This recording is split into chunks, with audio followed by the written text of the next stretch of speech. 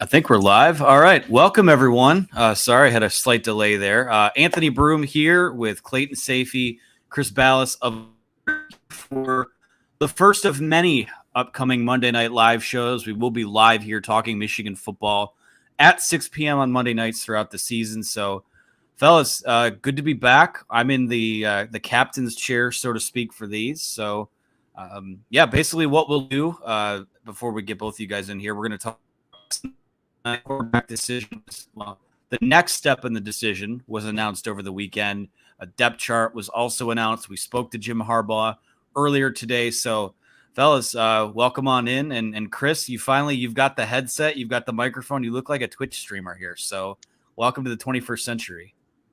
Just kidding. I can hear you. Can you hear me now? I was just messing with you. We've had all kinds of problems with these mics, man, and it's kind of nerve-wracking. Have been live since I was on the Bozo show, I think, back when I was like in kindergarten. So, and you guys probably don't even remember that. It was well before your time. So, Wait, is this Bozo the clown you're referring to? It is. To? I was not the clown. I was just a kindergarten kid throwing balls into a bucket back then. But yeah, but this is fun, fellas. And assuming that the Wi-Fi holds up, we've had some major storms go through here, fellas. And so we all lost a little bit of power at one point or another. But hey, let's talk some Michigan football.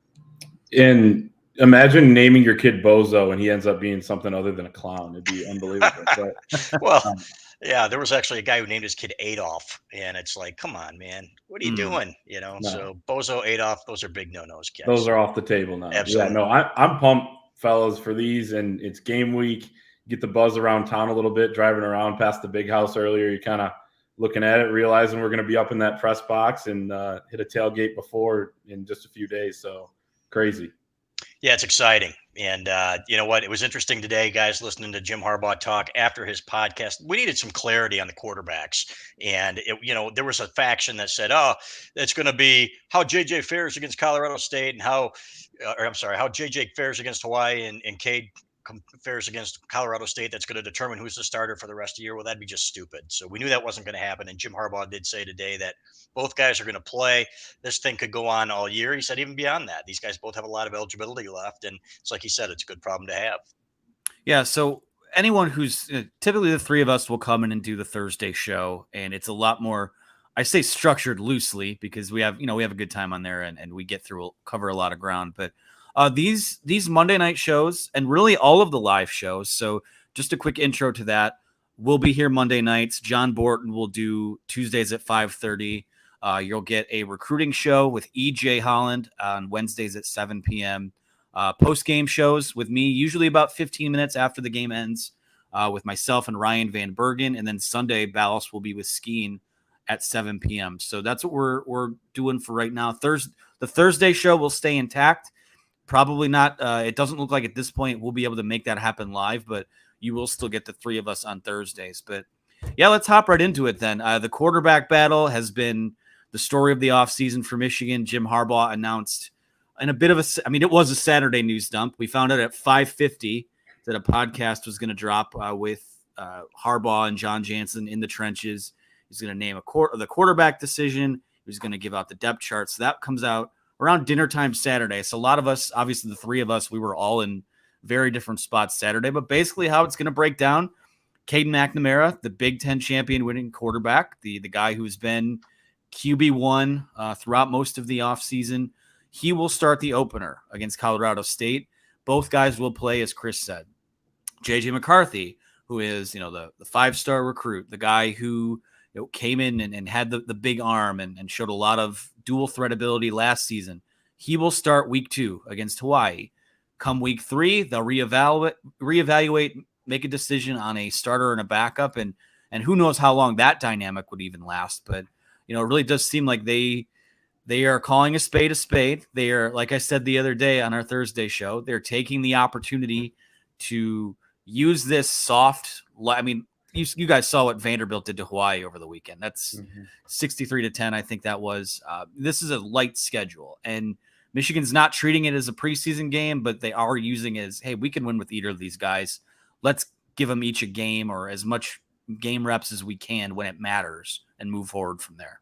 And Jim Harbaugh took it a step further, fellows, when he said we could win a championship with either one of these guys. He called Cade McNamara one of the most improved players on this team, which is what we had heard. And, Cade said, I think last week when he was named captain, he said, I'm playing the best football of my life, but so is JJ McCarthy, and he didn't have spring. And we know that his upside is higher in terms of the arm, his ability to move. But, when it comes to putting the ball in the end zone, Cade McNamara did a really good job of that. So I think I saw a question up there from somebody named Adrian Robinson, and it said, is this a precursor to Jim Harbaugh naming JJ McCarthy the starter? Yeah, if he earns it, because this is not going to be one of those things where, okay, well, we're throwing JJ out there and we're expecting him to win it. If JJ McCarthy was going to win the job, if he had won the job, they would know it already in camp, and that has not been the case. Cade McNamara has been better in a lot of practices. And in fact, 2 or 3 times we've had practice observers tell us that Cade McNamara was the better quarterback in practice. Now, there have been other practices, obviously, where JJ McCarthy's been the guy. So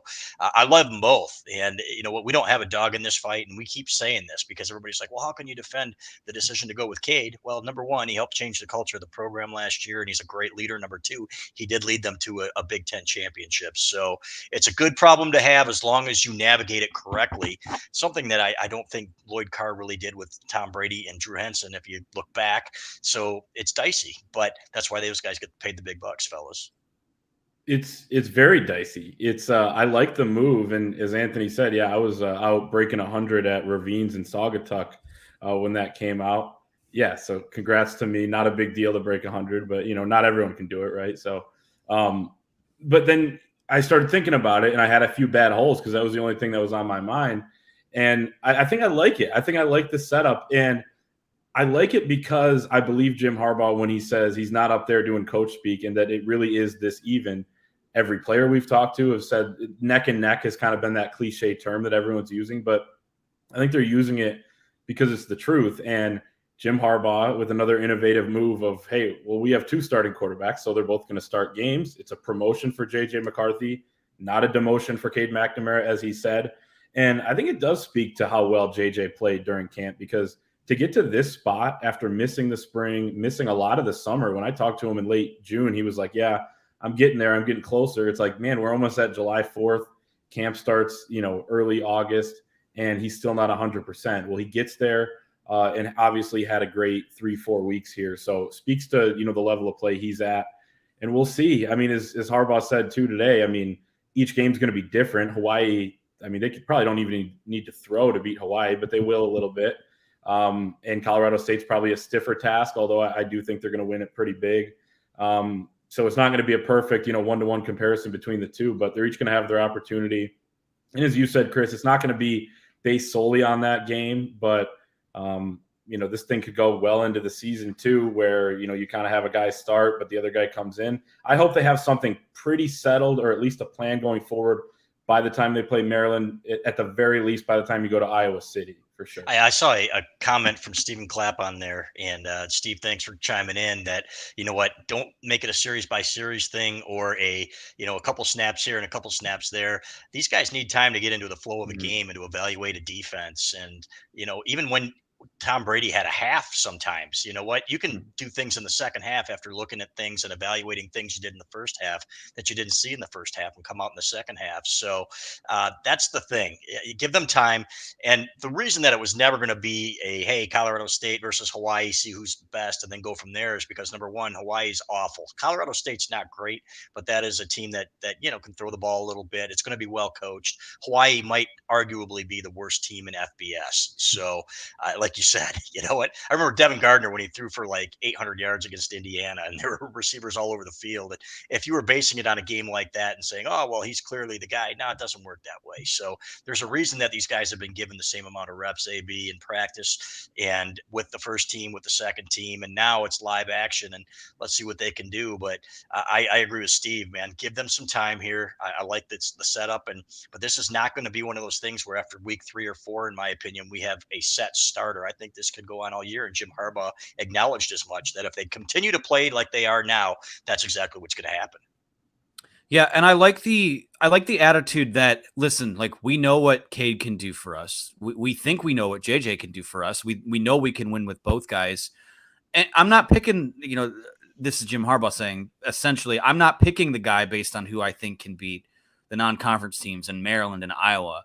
We want to find out who our guy is that can go out there and help us beat Ohio State again. And like I said before, you have the luxury of having these 3 non-conference games where ESPN's FPI has them. I think it's 97.6 for Colorado State and over 99% for Hawaii and UConn. I mean, these are glorified scrimmages. So it does speak to something else we've talked about too, where I feel we've always said, like, if JJ McCarthy is going to win the job, he's going to have to take it from Cade. It really does, based on people that we've heard from and that we've spoken to. I mean, it really seems like heading into maybe the last week of fall camp, it was, both guys were neck and neck performing well, but Cade was definitely the guy that was out in front. I've heard that JJ kind of turned it on that last week of camp, starting with that last scrimmage that they had. And that's partially why we're at where we're at today. So excited to see that. This is really, to me, and again, you can't put a lot of stock into, maybe Cade throws for 250 yards this weekend, but 2 of his throws are a 75-yard touchdown to Ronnie Bell and a 60-yard touchdown to a wide open Cornelius Johnson. Like, it's going to go. I feel like when a lot of people weigh in on this debate, it's looking at box scores from last year, or it's looking at, oh, well, look at what Cade did against Ohio State. He only threw for X amount of yards. You're looking at execution. You're looking at snap-to-snap consistency. You're looking at things like that. And leading scoring drives, taking care of the football, all of those things. But I will say, and I said this to Clayton earlier, and I have no issue saying it like publicly here on the air. This announcement over the weekend was kind of the first time where, so we've always said that, like, it feels like that line is who's going to be the guy that starts at Iowa, because that's really kind of where the season kicks into high gear. This development, and with them kind of giving JJ more time to take that job, the weekend news is kind of the first time that I've truly believed that JJ McCarthy might wind up being the guy who takes those snaps, the majority of the snaps when they play a game in Iowa. So we've long said it. If he's as good as we think he can be, there's really no argument otherwise that he's not, the more exciting of the 2 quarterbacks, that he doesn't have the higher ceiling. Then that's the guy that they have to go with. And they're going to give him a chance to earn it. So, I'll stop short of saying that Hawaii game will be a JJ McCarthy coronation. Obviously, it's a night game, all that stuff. So the hype will be pretty high for it. But I feel like, I can't help but feel like slightly this has taken a bit of a turn. But also, at the end of the day, whatever happens, I'll go back to what I've said. This is great no matter how it plays out for Michigan. Yeah, and let's be honest, Cade McNamara is going to play a ton in that game too, probably, and Davis Warren and Alex Orji and some of these other guys, So Bowman, who knows who will get in there for that game, but that should be an absolute blowout. And again, there's not a whole lot that you can tell. Frankly, you could probably take more away from a scrimmage against the Michigan defense than you will in live action, unless somebody goes out there and chokes, and it's like, oh my God, the lights are on and I'm choking, which isn't going to happen. These guys are both great quarterbacks, and they both shined in some areas, in some ways, on the biggest stage already. They played in the playoff last year. They played in the Big Ten championship game. They beat Ohio State. So the one thing that bugs me is the people that are rooting for Cade McNamara to fail so that JJ McCarthy can get his shot, or saying, it's stupid to give Cade McNamara a shot. These people don't understand how football works and how teams work, right? You've got a guy that's your captain there. Can you even imagine, like, well, Cade's been practicing better, or at least as good as JJ, but we're going to go with JJ because, we like him and we like his upside. There are a lot of aspects to coaching, and one of them is keeping control of your team and making sure that there's no dissension. And so I think this is a good way to handle it. You're hoping that competition remains content, like Jim Harbaugh said, and not contentious. So, but I like them both. I really do. And I remember when Lloyd Carr was asked about his quarterbacks back, I like them both and everything else. Well, you got to like both of these guys, and I really appreciate the fact that they have to, because guys, there have been a lot of years where they didn't even have one. So let's enjoy it. Yeah, I love how Jim Harbaugh was saying today.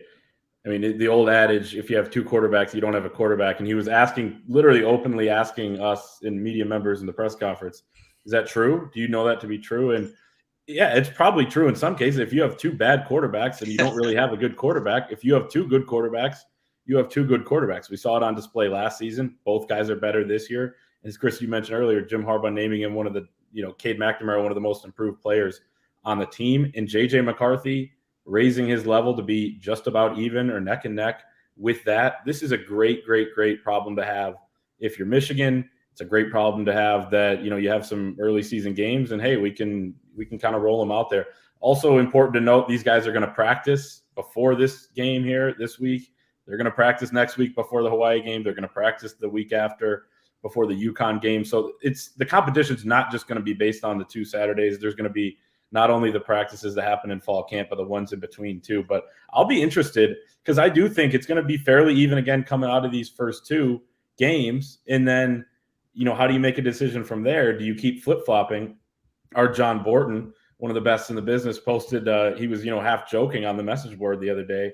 Well, if they continue this and he went down, who would start which game if you go every other?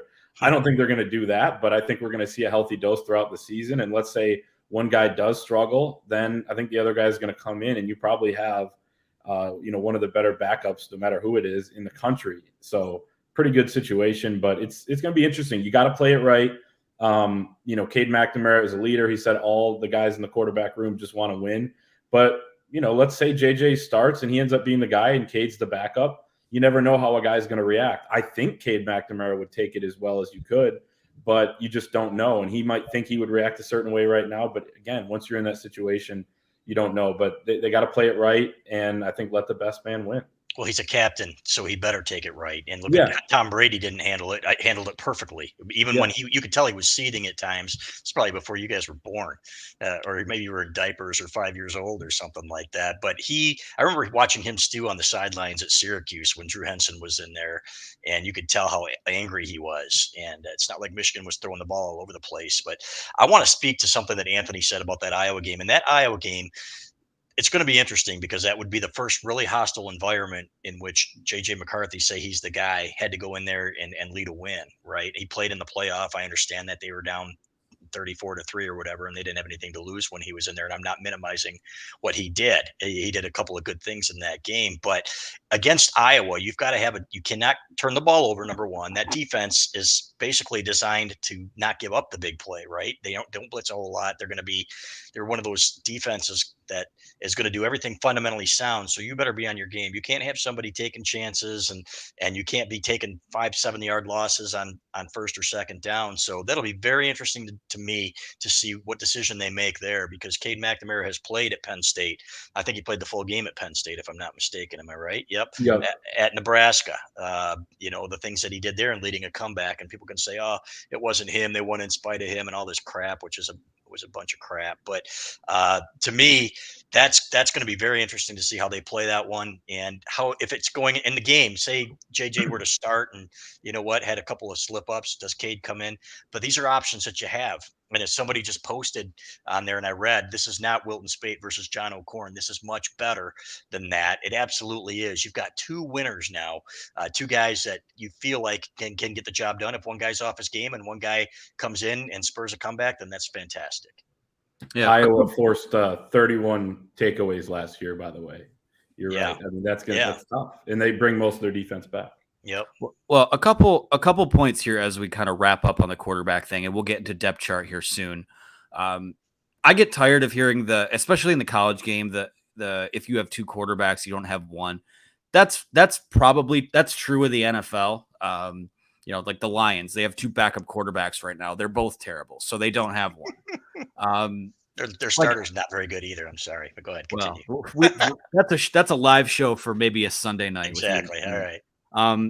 But I don't remember people saying when Alabama had Jalen Hurts and Tua Tagovailoa that, well, they had 2 very talented quarterbacks, so they don't have one, I guess. I don't remember hearing that stuff when Chris Leak and Tim Tebow were doing kind of QB duties during that 2006 season. So that's never really applied to college football. And I think like any talk about this little derby of one for you, one for Cade, one for JJ, as we get deeper into the season, I do think before we get to Maryland or Iowa that they are going to settle on a guy, and they'll probably still play both guys. Though, like I said before, I think if JJ does wind up being the guy, there's a little less value to me in that platoon because, you have the guy who you're starting that can do both things. What made that platoon so good last year is that you could bring in JJ and all of a sudden, is it a QB run or what are they going to do with that here? So I guess my final point on that would be, making a case for JJ is that something that has made their defense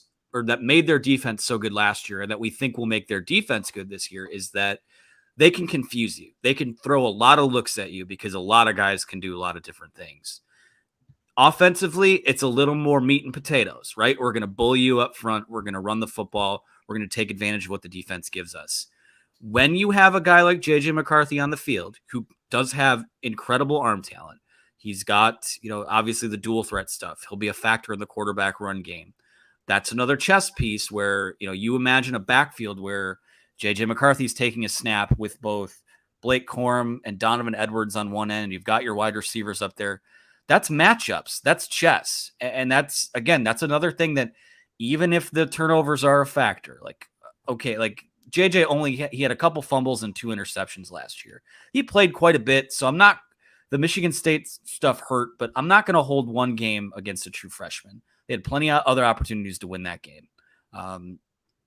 Again, it's a chess piece thing. It's a matchups thing. And like I've said before, if that guy's ready to go and he takes the job from Cade, right? That's the key in all this. He has to take and win the job. That just, to me, it raises the ceiling of your offense. So that would be my case for him moving forward. Yeah, that's exactly right. If he takes the job, and you know what, you can't stick with him too long either. When you've got a guy like Cade who has proven on the road to have been able to do some things as well. So when people say, what can he do that maybe JJ can't? Well, remember the Brady Henson thing? They were saying the same thing, and Tom Brady came in that Michigan State game and moved him down the field, made the right throws, and didn't have the huge arm. He had a good enough arm, but he didn't have the Drew Henson arm. Wasn't as mobile as Drew Henson, and still was the better quarterback in hindsight. So yeah, there are some areas in which quarterbacks, it's not physical, but they can still be better. So it'll be fascinating, fellas. I'm glad I don't have to make the decision.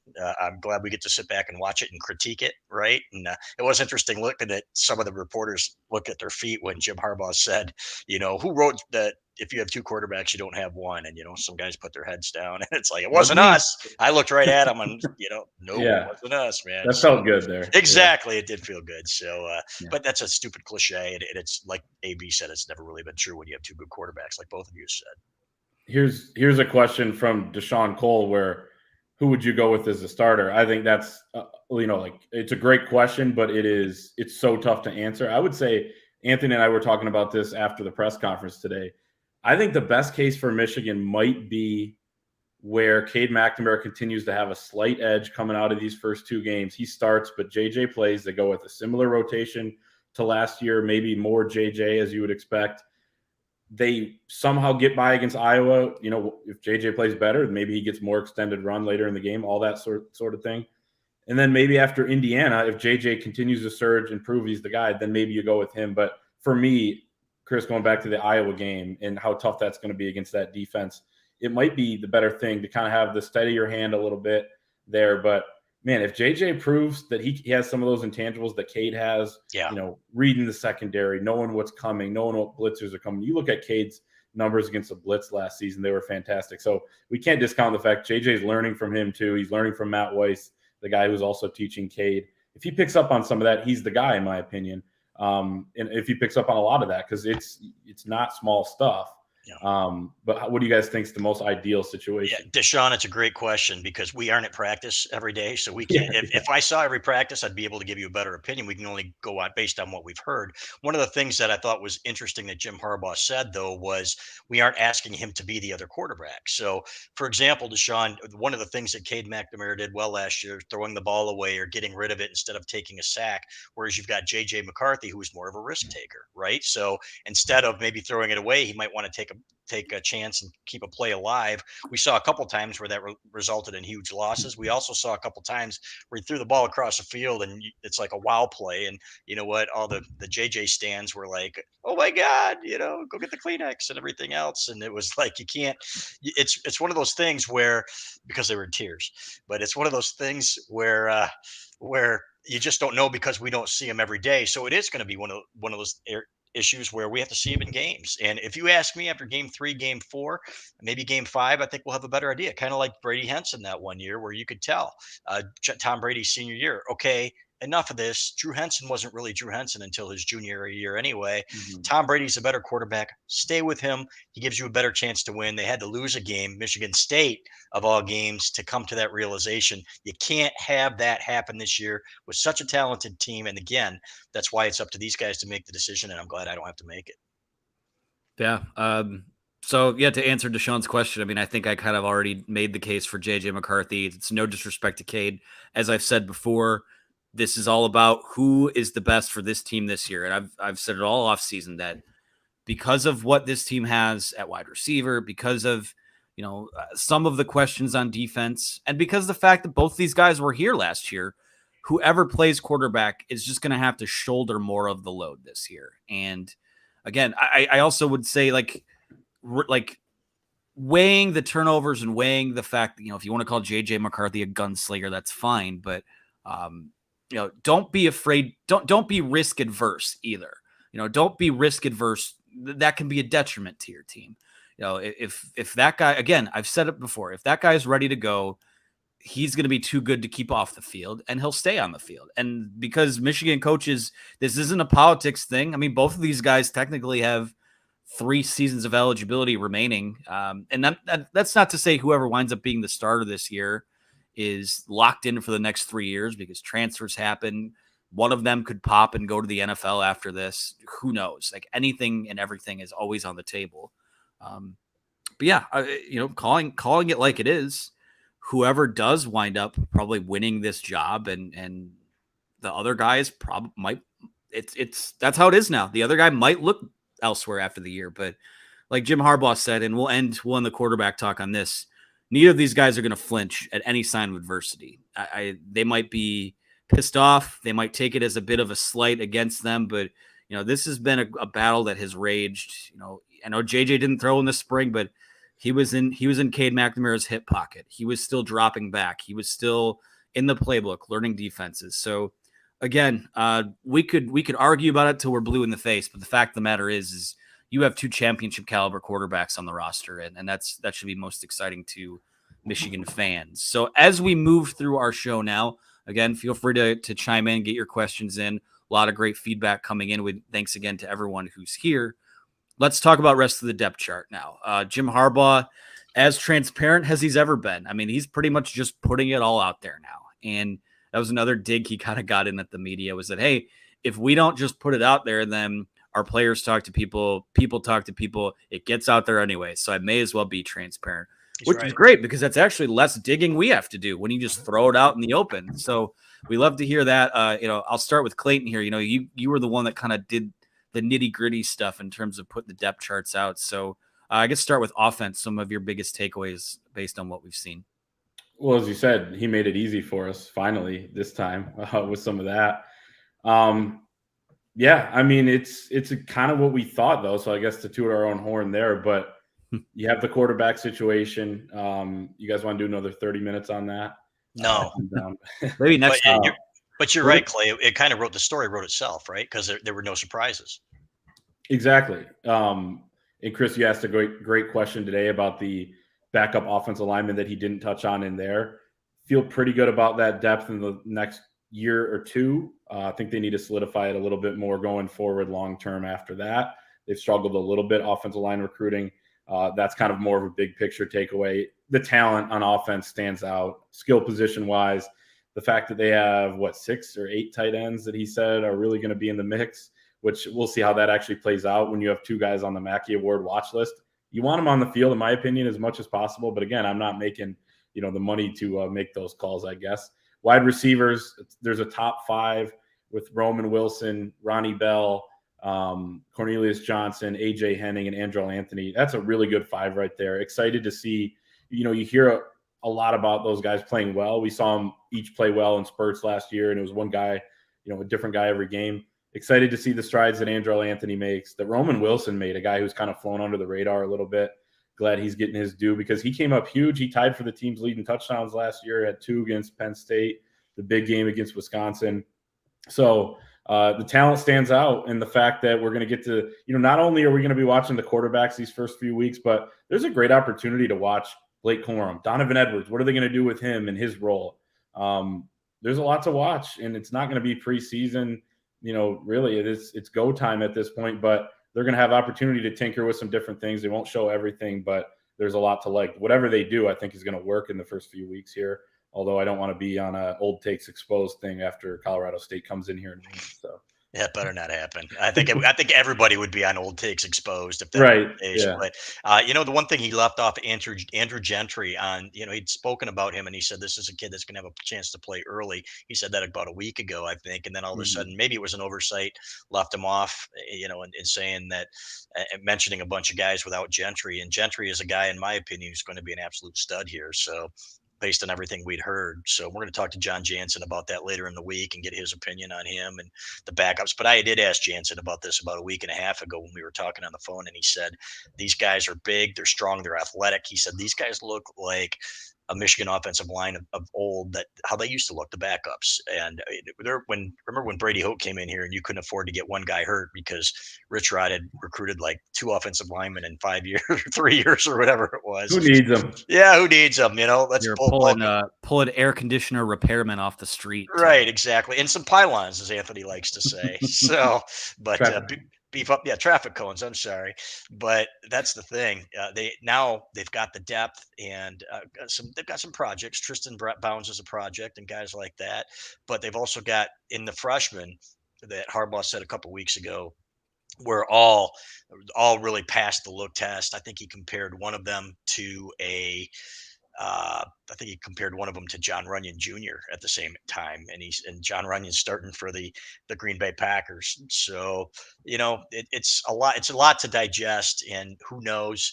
But it's a lot of fun because it's back to where we expected it to be under Jim Harbaugh. It took a while, just kind of like it took Dabo Swinney a while to get going at Clemson. But you feel like if they get on board with NIL and this thing continues to progress, then you have a sense that at least for the next few years, it's going to be really good. And beyond that, it should be really good as well if they continue to recruit well. Yeah, a couple quick offensive takeaways from me. We'll move to defense after that. Third running back or third best rusher on the team, apparently, per Harbaugh, CJ Stokes. That was eye-opening. It still kind of sounds like, Tavier Dunlap is in the mix for that third back job. Isaiah Gash, another guy they like that runs really hard. So I still think that the third running back will be by committee, it seems like, but good to hear. Like anytime a guy pops in during the summer and is ready to go, especially a true freshman by, the season opener, that's always good to hear. Peyton O'Leary, a walk-on wide receiver who they keep saying had Cooper Cup type of camp. He's, I guess, been killing it with jump balls and things like that in fall camp. So there's that group of 5 at the top, those 5 wide receivers. Then you've got kind of the freshmen waiting in the wings, but seems like Peyton O'Leary is going to play too. Max Bredesen, a guy like that at tight end, who they're going to work in there. So 8 tight ends that they say that are playable this year, which is insane. They're just so deep everywhere. So we'll see if, real quick, AB, we'll see if Peyton O'Leary is Ken Higgins, who was a walk-on receiver for Jim Harbaugh, who kind of came out of nowhere and did some really good things, or if he's the next Nate Shanley, who we heard about every camp and just caught a couple passes and played on special teams, because that is one deep receiver room. If he cracks that receiver room, then holy cow, good for that kid. Yeah, Nate Shanley blocked, though. He was willing to block. I'll give him that. Yeah, there you go. I actually went back and watched Peyton O'Leary's high school highlights the other day. Lacrosse? No, for football. And I know he's also a good lacrosse player. And I mean, if you would have told me that he was a recruit, I would have believed you. I mean, he was making big plays. I don't know anything about the competition. I didn't dig enough into it. But and then Jamon Green saying today that he looks like just like any other receiver that comes through here. So, I mean, he is impressing guys. And Jim Harbaugh said he's the number 2 guy at the X position behind Cornelius Johnson. So, I mean, he's not just up there doing politics or, there'd be no reason to do that with a walk-on. So kudos to Peyton O'Leary, man. I'm rooting for the kid. And you got a freshman AB. That doesn't even count the freshman freak show, right? Who have been doing some good things in practice. Yeah. Darius Clemens, Morgan Walker, Tyler Morris. I mean, I think those guys will all, some of them might only get their 4 games, but I think Darius Clemens is going to play. And like I said, anytime you have that many guys and not the, not to bring the mood down, but there's going to be guys that get banged up. There's going to be an injury somewhere. They might need Peyton O'Leary to be on the field at some point, or Darius Clemens or what have you. So Those are kind of some quick snap offensive takeaways. Hot take, they're loaded on that side of the ball. We haven't talked about that a ton. No, Morris had a great scrimmage a couple of weeks ago, guys, where he's got some moves. So these guys, you're right. They're just loaded top to bottom. Yeah, it's going to be a lot of fun to track those guys and see how they're going. Here's what we'll do. Let's do defensive takeaways, and then maybe the last 10 minutes or so, we'll do questions. And then I know we want to be out of here before 7:00 so we can listen to Jim Harbaugh's radio show. Harbaugh is just making the rounds the last couple of days. So defensive takeaways, anything of note on there? There's actually a little more to go through than there was on offense. A couple things for me. Mason Graham, I said in the spring, it was kind of a hot take then that he looked to me like the best true freshman defensive tackle that I had seen at that point in his career in the last several decades. And guess what? Now he's starting. And now you can look and say, oh my God, if you're starting a true freshman in a base package, let's make that clear, then you're in trouble. That's not the case. This guy was holding his own, and I was going back and watching the scrimmage highlights, the spring scrimmage highlights of him against Olu Oluwatimi and some of those offensive linemen, and this dude was holding his own. And I'm thinking, this is unbelievable. If you've got him and Mozzie Smith in there at the same time, how are you going to run against that? Because he is fundamentally sound. You can tell he was a wrestler. He's got some of those Rob Renas qualities, except he's a lot bigger. So once he gets onto you, man, he can get off you. He can clog that line. I love what he brings to the table. I remember exchanging some words with his dad and saying, you know what, this kid is going to be something else and he's going to have a chance. And here he is. So then you can bump Chris Jenkins out to end, and you've got one heck of a stout defensive line. I think the interior line is going to be one of the best we've seen in a long time. Maurice Hurst back in the day, the 2016 defense was obviously outstanding. I think it's going to be up there with that. And then we'll see what happens on the edges. But he talked about Jalen Harrell. He calls him Harrell. Is it Harrell or Harrell? Because Jim Harbaugh calls him Harrell. I know, but he gets some of them wrong. So he exactly like Schoonmaker and Schoonmacher. His mama called him Jalen, so I'm going to call him Jalen. We'll call it Jalen, exactly. Yeah, but we'd heard some good things about him as a pass rusher in the spring, and he mentioned him and Taylor Upshaw and Mike Morris as the three starting ends. Now, that doesn't mean that those are going to be the guys rushing the passer on 3rd and long. You're going to need some other guys, maybe Ayabi Anoma, who he talked about. He's had 10 to 12 practices, said he hopes to see him in the opener. Derek Moore is a true freshman. I'm guessing by the end of the year is going to be one of their better pass rushers. He said once he gets a secondary move and he gets that motor up there like Aiden Hutchinson, that he's going to be an absolute stud. And I can see that. So the fact is there's talent all over the field. Some of it's not as proven, but it's like he said, David Ojabo wasn't proven last year either. And look what happened with him. So Junior Colson, I think, is going to have an all Big Ten season at linebacker.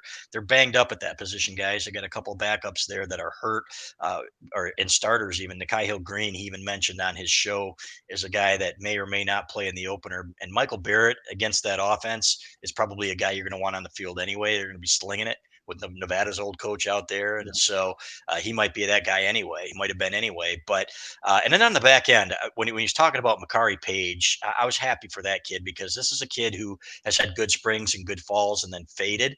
But now he is playing extremely well. And if you can maintain that consistency, then you've got three great safeties back there, in my opinion, that can really do some things. Not the star power you had when Dax Hill was back there, but you've got the steady eddies like a Brad Hawkins and RJ Moten, who is still a very good athlete, and Rod Moore, who is just an absolute student of the game. So I'm excited to see how these guys play together.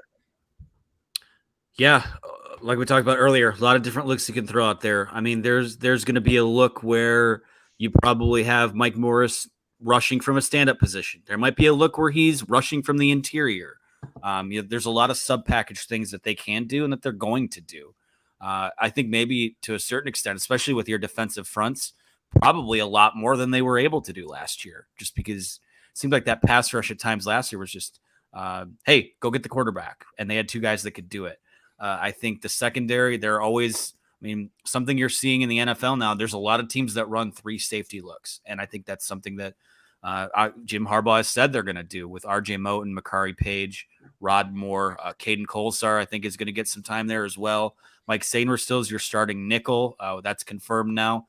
So, yeah, I saw we have a question there about the secondary we'll get to. So we'll expound on that in a little bit. But, yeah, I look at the defense as a whole. Mason Graham, some guys just come out ready out of the box. And recruiting rankings don't always account for that. I think sometimes they look at the athleticism, the traits, and that's totally fine. I mean, at the end of the day, they're rating these guys based on what they think their ultimate college potential and ceiling could be. But sometimes you just have guys that can play. Mason Graham was a 3-star. Kenneth Grant was a 3-star. So it's one of those things where you've just got guys that are ready to play. Freshmen are going to play and play big roles like they have the last couple of years, and they have a pretty deep roster across the board.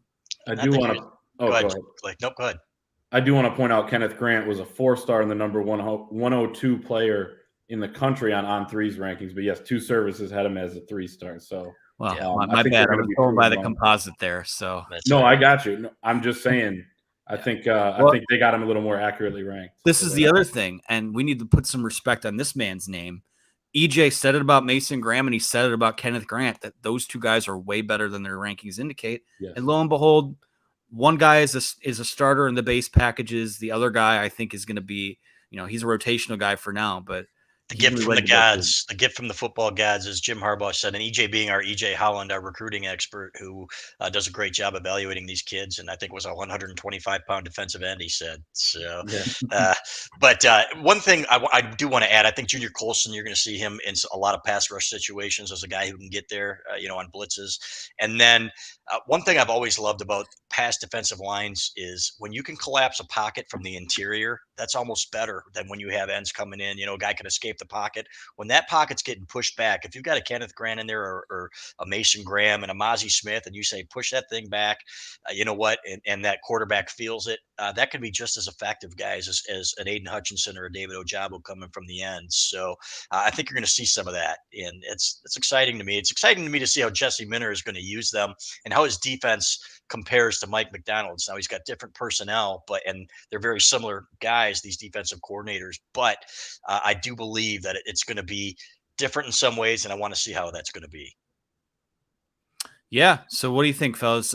Probably we got about 8 minutes left here. Roll into some questions and then get out of here. So we'll start from Adrian Roberson, who says, my question is, who do you guys think will call the offensive plays this season? Now we know that Matt Weiss and Sharon Moore are your co-offensive coordinators.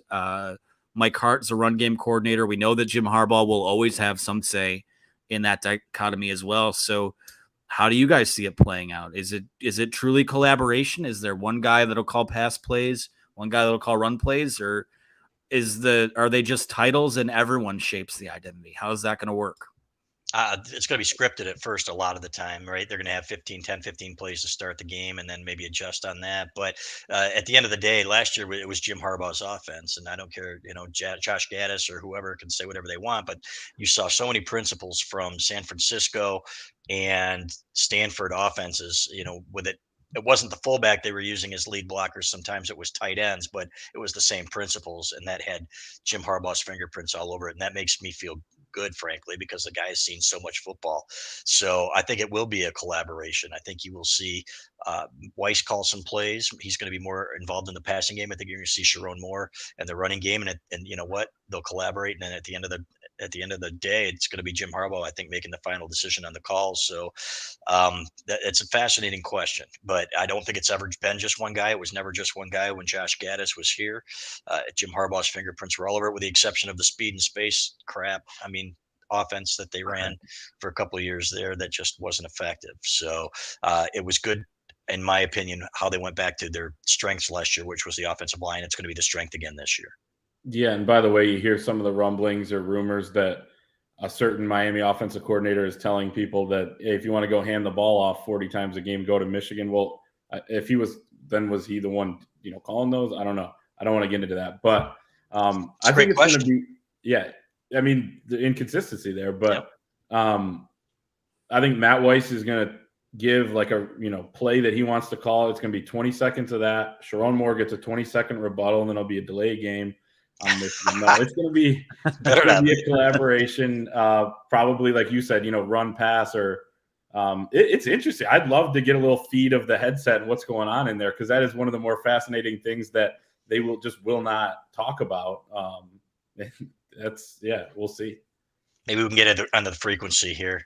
Everything's wireless now, all right? Oh my goodness. All right. We will go next to Nate Booth, who asked, what do you guys think Michigan's record will be? Well, we're all on the record, no pun intended here, in our football preview magazine, which, quick plug, we do still have copies available of, so head to the wolverineondemand.com. Also, they're all if you're here locally, they do have them at the NDEN as well, so still plenty of time to get your hands on it. It's a good resource even after the season starts. Plenty of player buyouts, all that. I said that they would go 11-1, lose at Ohio State, and go to the Rose Bowl. So this is just kind of a rapid fire one. What do you guys think? Yeah, Northwestern Nate there with the purple N. I don't know if he did that on purpose, but go Cats! That was a fun game. What a way to open up the Big Ten season. But I don't remember what I picked in the magazine, but I do know that what I think now, and I think that they can run the table up to Ohio State, and I would predict that with the cautionary tale that how often does that really happen, guys?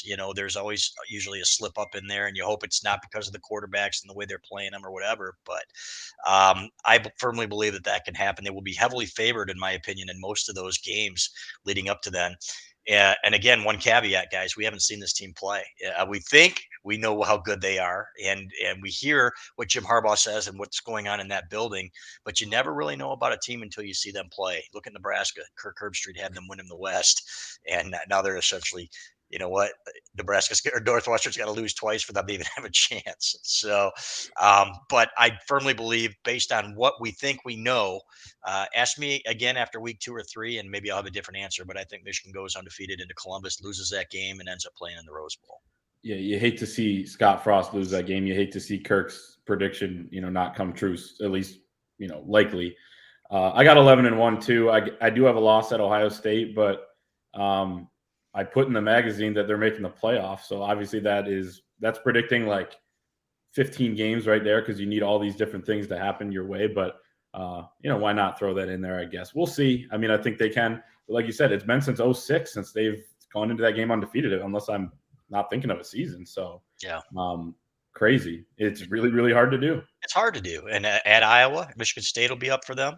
Who knows how good they'll be? It's going to be interesting to see them play at Washington. I know Washington's got a new coach, and you know what? They had their issues last year, but it is tough to go out west, guys, as we've seen Michigan over the years, even when you're favored. Oregon, we can go to UCLA games, games like that, and it doesn't matter who the opponent is. That is a tough game to go out and win. If they do that, I'll give them a nod. Yeah, and something on Ohio State too. A lot of people will give them, I think ESPN's FPI gave them like a 1 in 3 chance of going undefeated. They weren't able to do that last year. They weren't undefeated going to the Michigan game. And, they've got a tough one against Notre Dame to open the year. They have to play the same Big Ten East schedule that Michigan does, although locations are a bit different. So, that team has a lot to prove. I mean, they're the darlings of the off season for some reason, but I'm still old enough to remember them getting pushed around on both sides of the ball in Ann Arbor last year. So, and I can't wait to see Michigan can win that game in Columbus this year, just because we're picking them to lose. And you know what, that would be devastating. They'd be on suicide watch there in Columbus, their fan base, and Ryan Day, they'd be calling for his head, and it would be fantastic. It would be beautiful. But I can't wait till Thursday. I can't wait till Penn State Purdue, guys. That's the thing. It's not just about Michigan. It's about what we've got coming up and what we get to see this weekend. Ohio State, Notre Dame. It's going to be a great year. But I firmly believe Michigan's going to have a very good football team this year. All right, we're going to do two quick ones here. This one's from Deshaun Cole. Seems like a pretty solid team, but what position group has the biggest question marks? I think I'm going to go with one that we alluded to a little bit earlier. I think that's linebacker. I think Junior Colson has as much upside as any player on the roster, but I'm not sure who that second guy next to him is going to be. I know Mike Barrett's in the mix. Nakai Hill-Green is hurt. Khalil Mullings was getting work at running back, but apparently he surged, and now he's in the mix. Banged up a little bit, I think, too, from what we've heard. Yeah, so there are injuries there. You're a guy or two away from having to play true freshman there. So I would be concerned about that. I mean, what do you guys see as a concern? That and the pass rushing defensive ends, right? Would have loved to hear that somebody just stepped up and was dominating. We've heard Derek Moore, true freshman, but we'll continue to come back to that. And I know that they struggled, some of them, in one of the first scrimmages. They've come on stronger. They had a game where the defensive line was better than the offensive line, or a scrimmage where Jim Harbaugh said it was obvious. So as a whole, I think the defensive line's good. I agree with you on the linebacker depth. And I think the corners will be really solid too. Jamon Green is one of your starters, though. There's some question marks there, flat out. People can see he's shown some great signs, but he's got to be able to find the ball too. So there are some areas on offense. I think they're loaded. On defense, I think there's some question marks, but enough guys there where they're going to field a very good defense. Yeah, you got to get pressure with 4. It's one of the most important things in college football right now with the way everybody's passing, opening up the offenses, especially when your biggest game on the schedule, your biggest rival is Ohio State, who does that with the best of them. And there are capable guys there. We named a lot of them earlier on in the show. I think they can come on. I think they can be just fine there, but that's my biggest question for sure. I want to see it answered. I think it can be answered in a very positive way. But going in, like you said, Chris, like we haven't seen this team play. I want to see it. And, a lot of names there, but let's see who steps up. All right. Well, we're up against it here at 7:00. This flew by. I cannot wait for, Thursday. We'll be back to preview this weekend's game, but Monday nights at 6, we'll be here. Appreciate everyone's support. Appreciate Chris and Clayton for taking some time here on a Monday night. It's game week, Michigan, Colorado State, Saturday, noon ABC. We'll have coverage for you throughout the week here on the YouTube channel, on the website. So again, thank you so much for your support. Like the prompt says there, get this video to 500 likes, share it with your friends, and we'll talk to you again soon. Thanks for listening.